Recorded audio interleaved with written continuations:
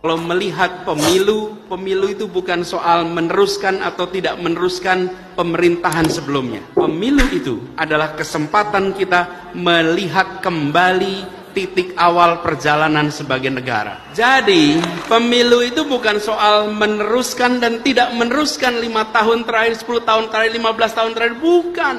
Pemilu itu menengok kembali Republik ini didirikan untuk tujuan apa? Apakah kita masih ke arah sana? Kami menggoyangkan langit. Mobil BMW anyut, mobil BMW anyut. Ini persis di film layar darat. lebar. Sumur resapan untuk meresap ban truk, ban bajai, ban mobil. Menggelorakan samudra. Sini baru mantap, bisa buat berenang gratis lagi airnya. Antri di luar. Itu emang parkir air.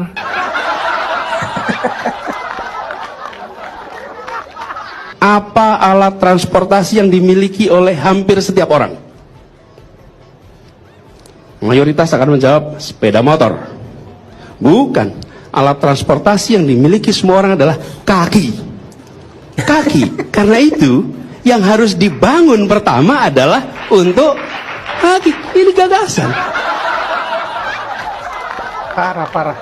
Kalau kita hitung, apalagi ini contoh, ketika sampai pada mobil listrik, emisi karbon mobil listrik per kapita per kilometer sesungguhnya lebih tinggi daripada emisi karbon bis berbahan bakar minyak. Emisi per kilometer per kapita untuk mobil listrik dibandingkan dengan bis. Anies diklaim sebagai pendiri BEM di Indonesia. Netizen gak sekalian jadi tokoh memerangi Belanda. Fadlizon tampol keras. Karena itu saya sampaikan pengalaman terbesar, pengalaman paling bermanfaat itu di Gajah Mada ketika terlibat dalam organisasi dan belajar pada saat itu menghadapi rezim Orde Baru yang tidak bersahabat pada gerakan mahasiswa. Satu lagi bukti besar kalau Anies Baswedan adalah seorang pembohong besar atau tukang asal ngomong, si pinter ngomong.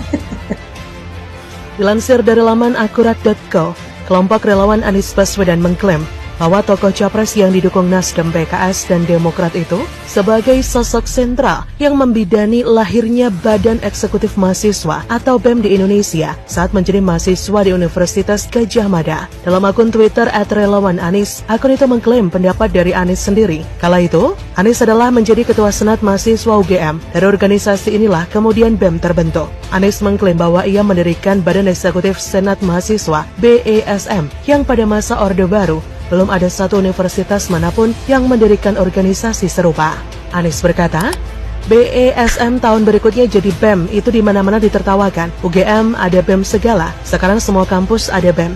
Kita ingat memulai BESM itu diejek, kampus lain jadi tertular, semua kampus ada BEM-nya, kata Anies. Netizen pun mengomentari klaim dari Anies tersebut. Seperti netizen dengan akun XRP Delupo, kenapa harus BEM, gak sekalian perundingan Linggarjati juga? Dari @Bumiboy, ngawur, zaman almarhum Khairi Umar. Dari @Sid Salesman, bukannya Anies itu yang mengajak Mas Anies, saya harus tanya, apakah Anda menolak ini karena tawarannya cawapres? Tapi kalau tawaran capres mungkin saja akan berbeda? Tidak pernah ada tawaran capres. Tidak pernah ada tawaran capres dari Pak Prabowo? Ya. Tapi dari pihak-pihak lain, ada beberapa tawaran capres ke Anda, Mas Anies. Betul. Dan pada semua saya katakan, saya tidak ingin menjadi bagian dari orang-orang yang mengkhianati Pak Prabowo. Saya sampaikan pada semua. Kenyataannya apa sekarang ya? Menjadi pengkhianat ya? Begitu Pilpres selesai, saya bertemu dengan Pak Prabowo. Dan saya sampaikan kepada Pak Prabowo, saya sampaikan pertama, mission accomplished. Tugas yang dititipkan kepada saya untuk di Jakarta dari PKS, dari Gerindra, telah saya laksanakan dan alhamdulillah mission accomplished. That's report number 1. Laporan nomor kedua, saya katakan Pak Prabowo, Gubernur Jakarta akan selalu dapat perhatian. Aneh kalau kita bilang, oh kaget dapat perhatian. Tidak, Gubernur Jakarta itu selalu dapat perhatian. Karena itu saya sampaikan kepada Pak Prabowo dari sekarang. Ini masih setahun yang lalu. Pak Prabowo, I will not intercept on your candidacy. Saya tidak akan memotong proses pencalonan Pak Prabowo dan proses kampanye Pak Prabowo. Dan komitmen itu saya pegang.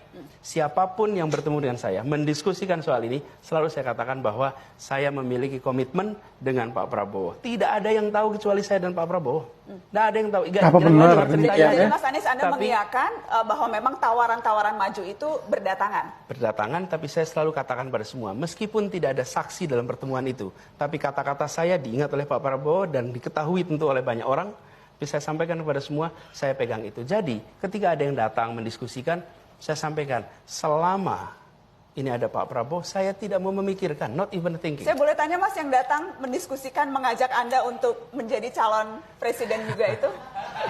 Jangan, kalau nanti saya diskusikan, nanti nggak ada yang diskusi lagi sama saya nanti. Kalau begitu saya tanya saja, Anda menjawab ya atau tidak. PKB? Pokoknya, kan tinggal tersisa partai yang ada, bukan? PKS? Semuanya, dia tinggal itu aja. Semua kan? partai? PAN?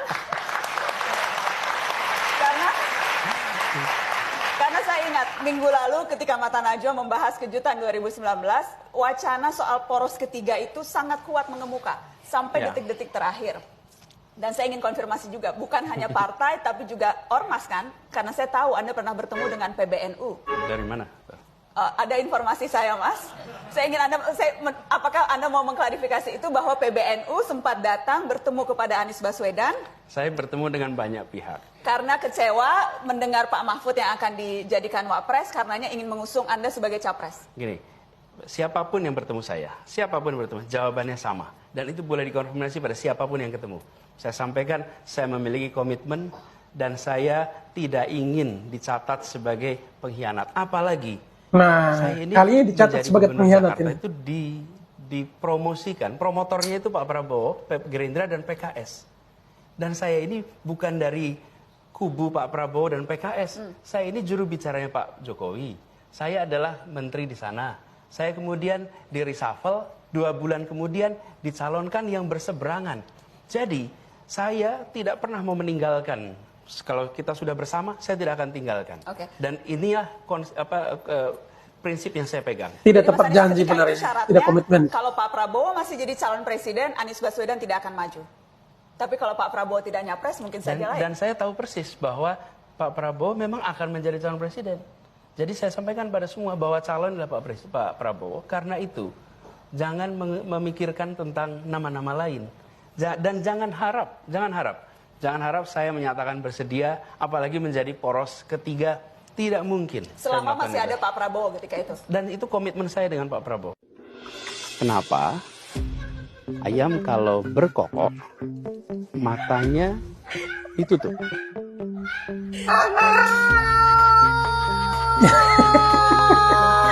Ternyata berkokok, matanya tetap terbuka ini. Aneh-aneh saja ini Pak Anies ya.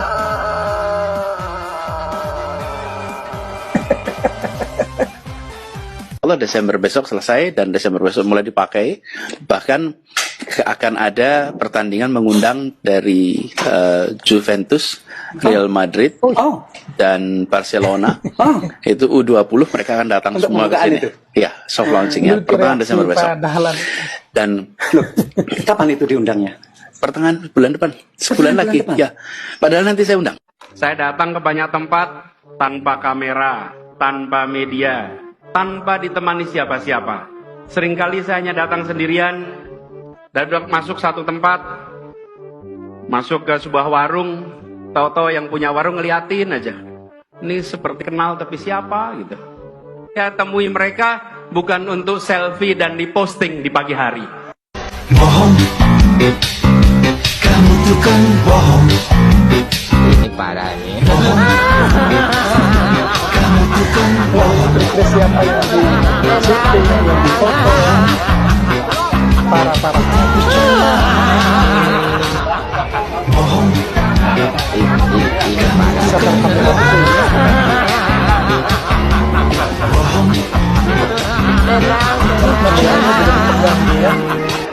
Bohong, bohong, kamu tuh kan bohong. Ini parah. Bicara. Tenang. Kameranya untuk apa Pak? Kamu Bohong juga ya.